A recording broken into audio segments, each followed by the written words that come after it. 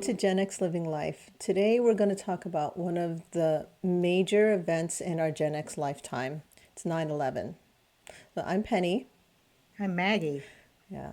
Do you remember where you were on 9/11 and how you found out what was I, happening? I know I do. Yeah. And do you want to start, Penny, or do you want Sure. me to start? We can start. Yeah. Okay. So for me, I was 35, and my son's father, or my husband at the time, he was in the Air Force, and we had just moved over to Nellis Air Force Base, and our house wasn't ready yet. So we were in billeting. We were there for just a few days, maybe 1 or 2 days. And I'm nursing my baby, and then my husband calls and says, "Turn on the TV."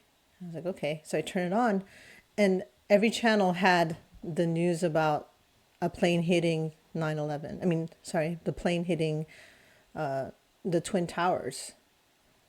And so at this point, I thought about my mom because she mentioned she was going to go to that area sometime the same week. Oh, So wow. I tried calling my mom. I couldn't get through. At this point, one of our friends called through billeting to get to me and said, "Is your mom and your son okay?" I said, "I can't get through." So he also tried calling. And he said, "We'll both try and call, and whoever gets through will let the other person know." So we kept doing that. I finally got through. And my mom didn't go, thankfully. My brother worked on 23rd Street, which isn't far. And so he walked home. He said there was nothing, trains or buses, of course. So he walked about almost a little more than a mile, mile and a half home. Yeah. But it Yeah. was very shocking and tragic to me. And my other thought was, is my husband going to be deployed somewhere? That was the other fear. And he did call me later and said that somebody had volunteered to go because he just had a newborn. Oh, Yeah. wow. Yeah. How about you? Where were you? I was already at work.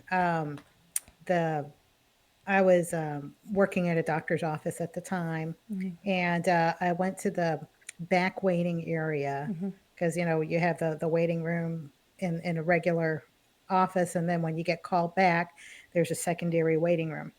So I went back there, and we had TVs up there, and that's always got Fox News on. So anyway, I happened to walk back there to check on a patient, and I noticed that the one of the towers of the World Trade Center was on fire, and I was like, "What's going on?" So they were having live coverage of that, and they were reporting that a plane had hit. At the time, it was just the one plane, and I was like, "Oh my gosh." It's like, "How does a plane what's going on?" The planes don't really go around there, um, especially that low because that would be low for a plane. Yeah, we thought it I'm was like, an "That's weird." accident, right? Yeah. Yeah, that was the initial feeling, but as I was watching, I saw live the second plane come. I saw it as it was happening, and the first thing I said to myself was, "We are under attack. That is on purpose." No question about it in my mind. I'm thinking that first one was on purpose too then. And I just couldn't believe it. And my brother was living in New York at the time. And in fact, his wedding, which we were all going to go to, was the following month. So I called him up to tell him, hey, there's something happened with the World Trade Center. They will probably shut everything down. Stay home. Don't go to work. And I got his answering machine. I called 2 or 3 times and he never picked up. And I just assumed because this was before people had cell Right. phones. If anybody had a cell phone, they were probably a Some, millionaire yeah. or a drug dealer.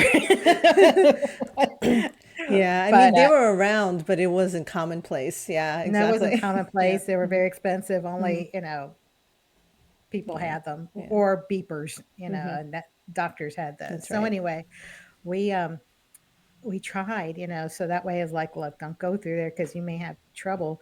And I never was able to reach him until later in the day. By that time, all lines were um, full. So we couldn't get through. Right. You get the operator Same recording situation. saying Yeah. all lines are busy. please try again later. And so it was that kind of a thing. There's no cell phones, no way to text anybody. And I was thinking, gosh, I really, really hope that he found out somehow before getting to the train or whatever and turned around and just came home. Yeah. So, but it was to the point as things were unfolded and we were figuring things out, and as the day played out, and then one by one, each tower collapsed. I was feeling like this wasn't real. Yeah. What a Same calamity it thing. Yeah. When was. I saw one tower collapse, I was just in total shock. I said, "Oh my gosh, the other one's going to collapse too." And I And mean, yeah, you couldn't peel me away from the television. right, right. And then later on in the morning, you hear that there was also a crash at the Pentagon. Pentagon and Pennsylvania. Yeah. Yeah, and then the plane crash in the field in Pennsylvania, and, that one in the Pennsylvania was bound for the White House, from what I understand Right. later on, and I'm thinking, "Oh my gosh." I mean, the public didn't see that coming. Yeah. I don't know about the agencies, I'm not gonna delve into that, but, we did not see that coming. Yeah. That was really a hard, hard blow, and I it devastated me. I couldn't believe, I mean, we were, Yeah. I think, weeks after that trying to figure out what was going on, Yeah. and, um, we went through our day, we finished out the day. It wasn't like life ground to a halt, there was patients to see, appointments that people needed to make, and that kind of thing, but you drive home and your mind is not It's kind of focused on numb. anything. Yeah. Yeah. We couldn't get into our house. Our house was, and we had closed on the house, but we couldn't get into the house because there were no transactions going on. There were no keys. Everything stopped for at Everything least two stopped. days. So luckily we had billeting to stay in. That's But true. everyone I feel was united in talking about this entire situation and what was happening and all the theories and things like that. Yeah, and And, I think for the first time, and it was very brief, there was no, in politics, partisanship. agree. It was, we were united for a few short months. It seemed like we were united. We were all in this, as I said, from the other disaster that, we may talk about in another podcast episode, um, that changed everybody's life. Yeah, yeah. Um, Everyone came together for a common good, and we couldn't peel. We just kept watching TV. Every channel had it on, and there were more vantage points, and all the pictures that were coming out. You and all know, the people who were in those buildings who died, um, children, um, rescues. The police rescue officers, teams, firemen. Yeah, even and just a lot of heroes came out of that a lot of tragedy. heroes. It's changed a lot of lives. It's probably changed a lot of, for Gen X anyway, because millennials were still very young. Um, Maybe the oldest millennial was probably, in high school still. The youngest Gen Xers were probably, in college by that time. And the oldest of us, we were in our mid-30s already Yeah, yeah, with families and stuff. yeah, but it was Gen X that would have to actually be deployed. There We were were, the generation, yeah, right, that would right. We have to were have to go. the main generation that was old enough to go, and be deployed, and that changed a lot of the, uh, career trajectories for many people where they decided to go ahead and enlist and, um, and join Yeah. the good fight, and, because that, I think, other than Pearl Harbor, this is actual United States, continental United States soil where we had been attacked, I think, since 1812 Yeah. from another nation, and, that that just that just threw us back. That was a surprise attack, and, it took a long time to recover from that. It I did. mean, even I think it took about at least a year before you can start thinking normally again, but then things changed immediately. Promises, My plane brother was getting travel, all married, these, yeah. and, There was security everywhere. There was military everywhere. My youngest was 2 years old, and he was patted down. My gosh, as a two And year he old, was in a stroller as a 2-year-old in a stroller. I mean, everybody was patted down. And there was armed security. Of course, we went to New York through LaGuardia, and uh, the attitude was very somber there. I think the first time we went was when my son was probably 3, so maybe 3 years after all of that happened. And yeah, we went to visit the site. It was daunting to see these buildings that I've always seen there. It was just an empty space, and Right. it was very sad. And the loss of life was terrible. You hear a lot of stories, from that tragedy. Right. Yeah, It ended a lot of lives, destroyed a lot of lives, and changed a lot, families. and we were never the same after that. Yeah, we're still living Yeah, that today, even. They're still exactly. rebuilding the area too. I was Are fortunate to they? go to New York. I just came back from there, and they're still building a few more buildings in that area, and it looks very nice. And there's a very nice memorial That's there. great. It's hard to believe that so much time has gone by. It's been 23 years. That's, from the time that would be whoever was born then would be graduating college. Yeah, they would have graduated college already. Yeah, That's how exactly. that's how long That's how ago long it ago it was. was.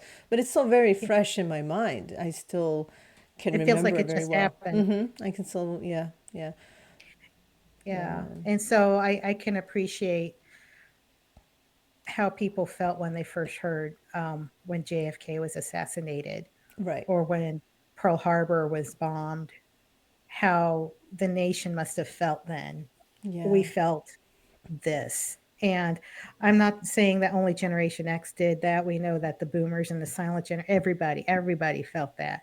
Even people that are non-Americans living in other countries, they felt that. Yeah. It was globally. And but that was our number one experience with a horrid calamity. Um, and I don't think we've ever been the same since Right, then. right. Until other events come, but it will be by itself one of the worst tragedies I feel, I think of our so. lifetime, because it was just so much innocent lives that were lost, and just the sheer magnitude of the entire tragedy. That's why it's Exactly. so bad.